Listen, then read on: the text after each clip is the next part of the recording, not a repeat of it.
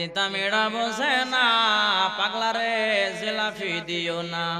ঠিক কিনা জোরে বলেন। নবী না চিনিলা কি যে ভুল করিলা, নবী না চিনিলা কি যে ভুল করিলা, বসমে ঢালিলা ঘি। মানুষ হইয়া ভাবেতে আসিয়া মানুষের করিলা কি। ঠিক কিনা জোরে বলেন। কষ্ট হয়েছে, শেষ পর্যন্ত বসতে সবাই রাজি আছেন? সবাই রাজি আছেন ইনশাআল্লাহ? কে কে রাজি নাই? কেডা কেডা ভুলে এত উঠাই লেছে আর কি, তালে এত উঠাইছে, তালে মনে ভুলে গেছে গা যে আমি যে এত উঠাইতে কই আগে মনেই নেই। অনেক আপনারা যারা এখনো বাইরে আছেন, আমি দৃষ্টি আকর্ষণ করছি, আপনারা বাইরে ঘোরাফেরা না করে প্যান্ডেলে চলে আসুন। কারণ বাইরে তো ঠান্ডা, প্যান্ডেলে একটু গরম হইলেও আছে, ঠিক না? মাহফিল আইয়ে ঘোরাফেরা করা এটা ভালো মানুষের কাজ না, ঠিক কিনা জোরে বলেন।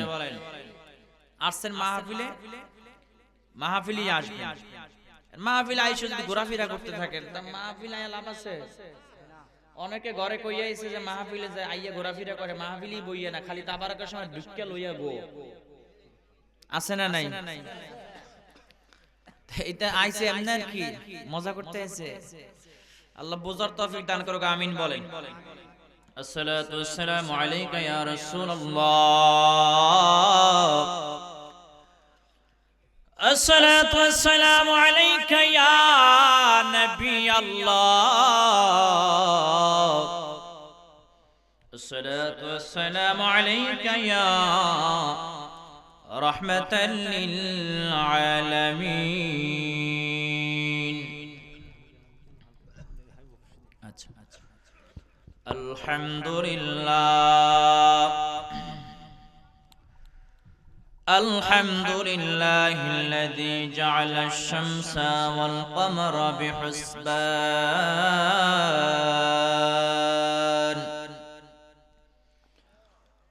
ওয়ান নাজমা ওয়াশ শাজারা ইয়াসজুদান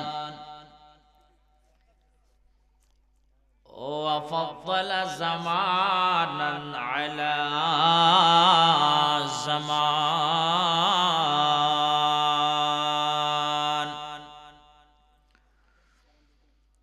কামা ফাদ্দালা মাকানান আলা মাকান الذي أرسله الله تعالى في كلامه المجيد وفرقانه الحميد. أعوذ بالله من الشيطان الرجيم.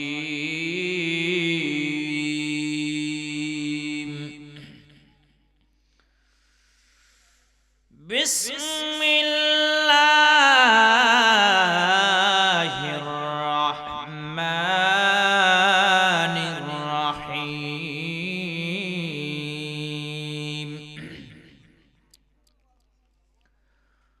قل إن كنتم تحبون الله فاتبعوني يحببكم الله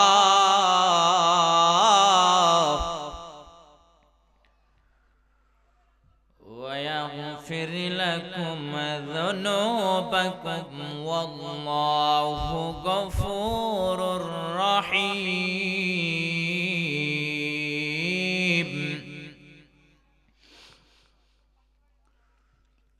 وقال رسول الله صلى الله عليه وسلم: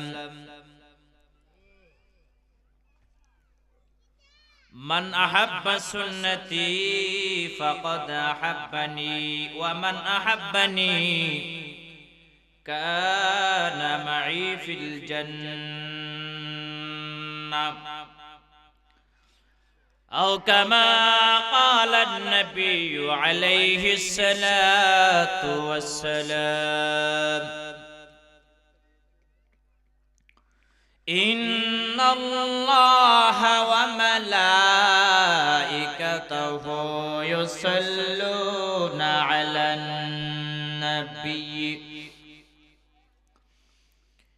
يا أيها الذين آمنوا صلوا عليه وسلموا تسليما اللهم صل على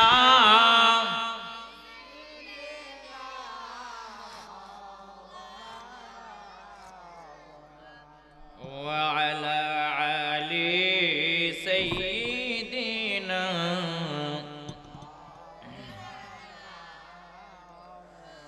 কোথায় রইলেন প্রাণের নবীজি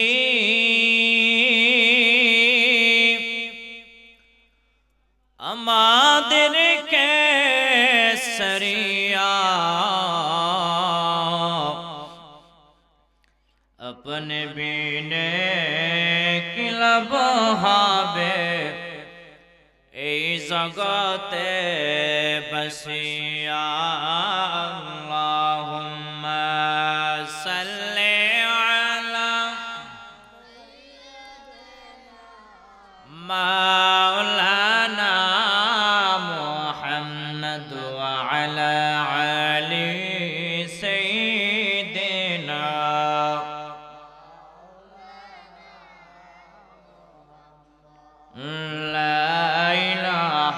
illallah jar la ilaha illallah jar la ilaha Allah bahudur Makkah Madina Allah kemne jabo janina Allah bahudur Makkah Madina Allah kemne jabo janina daya karo dayar Allah daya karo pura moner বাসনা লা ইলাহা ইল্লাল্লাহ জোরে লা ইলাহা ও লা ইলাহা ও লা ইলাহা ইল্লাল্লাহ লা ইলাহা ইল্লাল্লাহ মুহাম্মাদুর রাসূলুল্লাহ সাল্লাল্লাহু আলাইহি ওয়াসাল্লাম আল্লাহ আল্লাহ আল্লাহ আল্লাহ আল্লাহ আল্লাহ আওয়াজ তোলে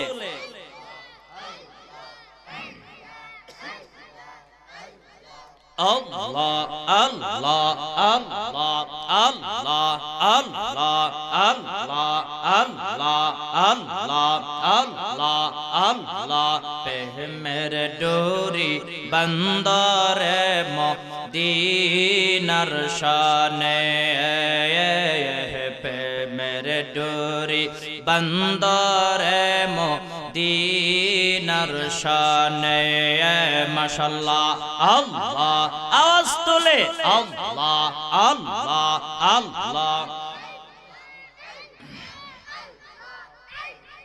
Allah Allah Allah Allah Allah Allah Allah Allah mano shaba naisen Allah প্রেমের কারণে রাসূল কে পাঠাইছেন আল্লাহ প্রেমের কারণে